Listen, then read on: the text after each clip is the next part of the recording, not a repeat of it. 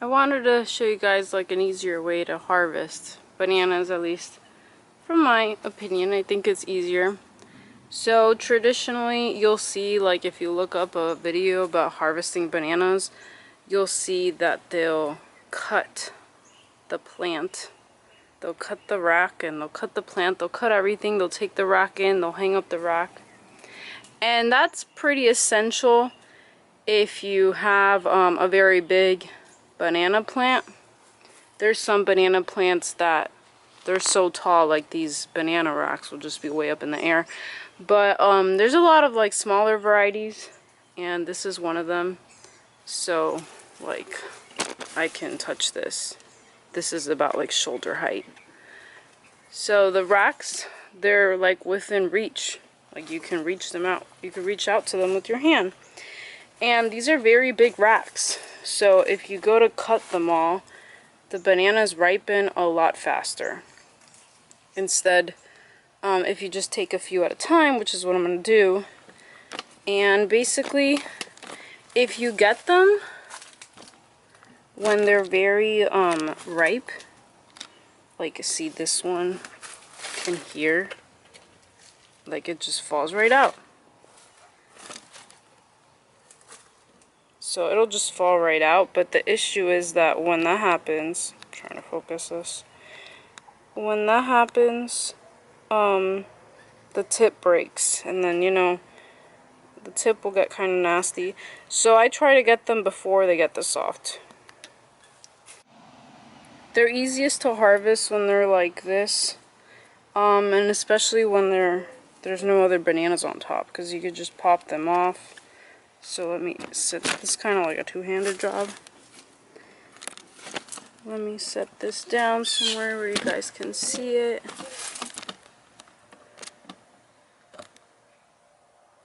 Okay. Let's see. You just kind of like grab it and put your finger under it and just kind of pull it off. It broke. Sometimes they break, but yeah, these are way too ripe. You want to get them like this one right here. If you could tell, it's just slightly. If you get it when they're a little bit greener, you can just break them off like that. So this is just slightly, and if you touch it, it's just like slightly soft. So when you get them like that, you could break them off and they will have the little tip on them. It doesn't really matter though. I mean, they're almost pretty much ripe anyways, even if they break off. So if we don't eat them immediately, we'll just freeze them or do whatever. We recently got a dehydrator, so hopefully I can make some like little banana chips.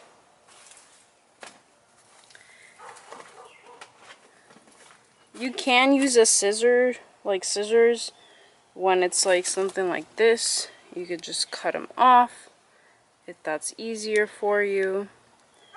You could just cut it off right there. You can cut off a whole like hand, which would be like you see how they're like segmented? There's like a group here, a group there, a group up here. You can cut off the whole group with like a knife or some really big scissors. But what I find is that they just ripen all over the place, so we just take them as we need and bring them into the house. And they'll last way longer like this. If not, they'll ripen all very quickly if we were to cut off the whole rack. And they don't take up that much space inside the house. Because this rack, it's huge, we don't have where to hang it up, and yeah, I just find this to be way easier. So I'm just gonna go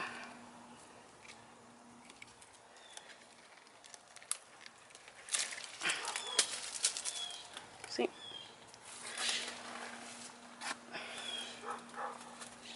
And this one fell off. When they're just so soft, the tip just breaks off so easily.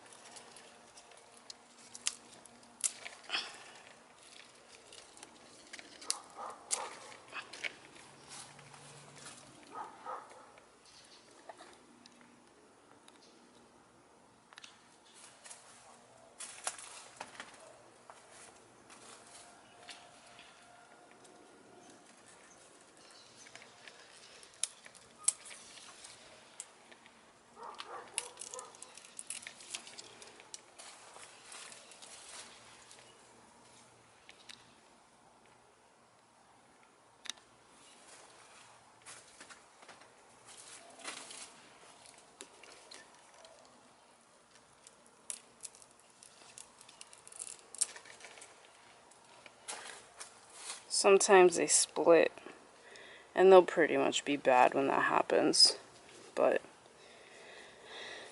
it is what it is.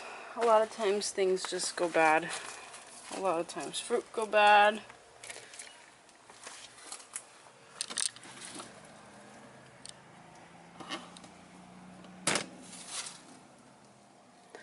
Let me check the other side. I think this side gets, even though it's pointing south, I think it gets less sun, because there haven't been too many ripening on this side. But yeah, we've already gotten, there was a rack here, and there's this rack, and there's one back there.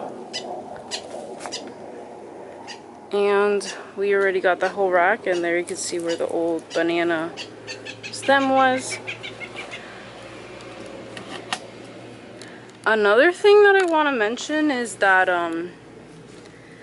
so you'll see they'll like harvest the rack. Like in videos, people will harvest the whole rack, and then they'll chop down the plant, like this stem. They'll chop it down. And if you're doing it this way, the plant will pretty much be dried up by the time you're pulling like your last bananas off. At least that's what we find. So you really wanna cut it. There's a bird. You really wanna cut it like as soon as possible. Once you finish pulling off your last banana, you really wanna just cut this whole thing down, because if you leave it any amount of time there, like just a few days, it'll just start like decomposing, and it's like so wet, and it smells, it gets so wet because it's decomposing, and it smells disgusting because it's just like all this water. It's just really bad. So just try to cut it down like as soon as possible.